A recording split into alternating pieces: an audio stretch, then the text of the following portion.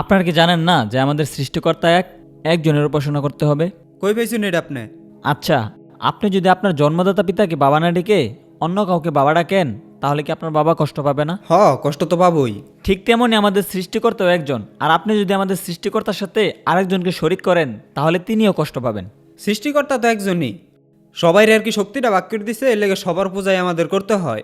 আর এই যেমন ধরেন সরকারটা যে গঠন করে, সরকার কিন্তু একজনই থাকে, সবাই আর কি শক্তিটা ভাগ করে দেয়, যেমন মন্ত্রী, এমপি, চেয়ারম্যান, বিষয়টা ওই রকমই। আসলে দাদা, আপনি যেটা বলতেছেন সেটা না। আমাদের প্রভু একজনের অনুগত্য করতে হবে, একজনকে মানতে হবে।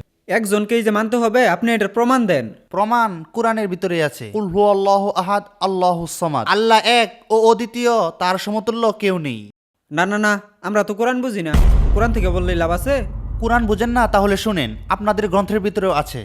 কঠোপনিষদের 2:1-11 আছে, একং ব্রহ্ম